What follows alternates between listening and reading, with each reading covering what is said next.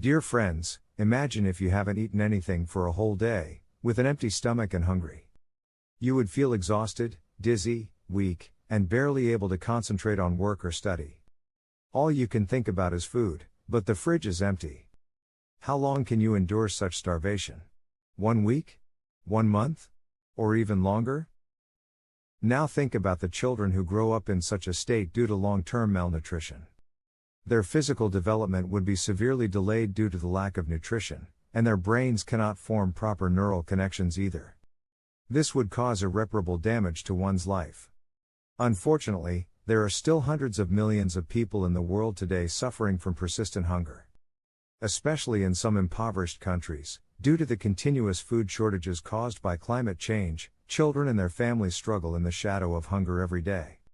So when we talk about climate change, it is not just an abstract environmental issue, but more importantly about the basic survival and livelihood of many ordinary people. We must bear this in mind.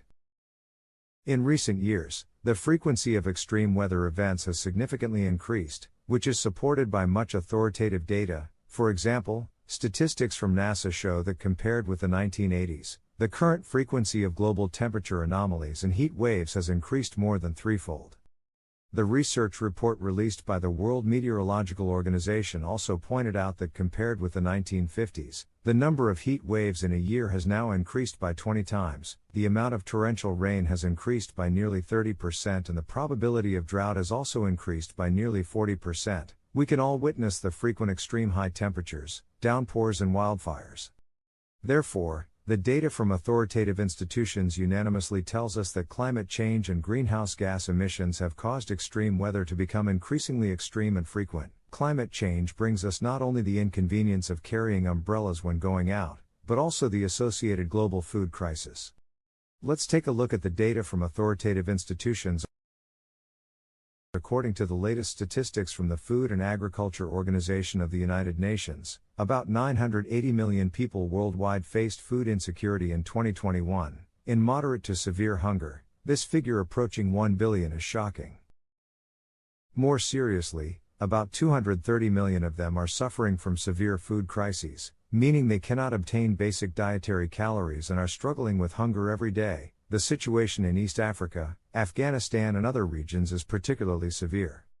The FAO also predicts that if no action is taken, there could still be 670 million people living in uncertain food situations by 2030.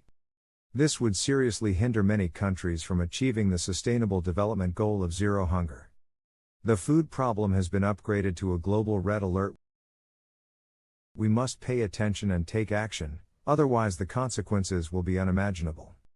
Developed countries in particular have a responsibility to provide support, because climate change is a common challenge facing all. What exactly is the relationship between extreme weather events and food production? The increasing extreme weather events have already dealt a huge blow to vulnerable food production. This has been confirmed in many research reports. For example, an analysis by Georgetown University in the United States of temperature data and crop yields from 1960 to 2014 found that in years with extreme high temperatures, wheat and corn yields fell by more than 10%. A paper from the University of East Anglia in the UK also pointed out that if the global temperature rises by 2 degrees Celsius, by the middle of this century, just because of food losses caused by high temperatures and drought, more than 300 million people could face malnutrition threats. There is also data showing that each occurrence of extreme weather events such as tropical storms and floods directly causes millions of people in the affected countries to immediately fall into a food crisis. The situation in East Africa, Central America and other regions is typical. Therefore, expert studies have fully demonstrated that the intensification of extreme weather directly leads to more extensive and serious declines in food production and food crises. This important relationship deserves our deep thought. What's even more terrifying is that the future will be even worse.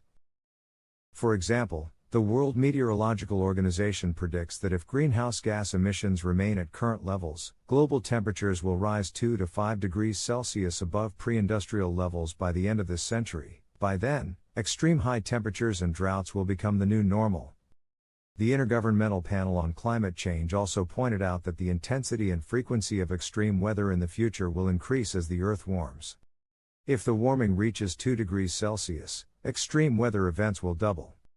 Specifically, Poorer regions such as Southeast Asia and Africa will suffer more tropical storms and floods in the second half of this century.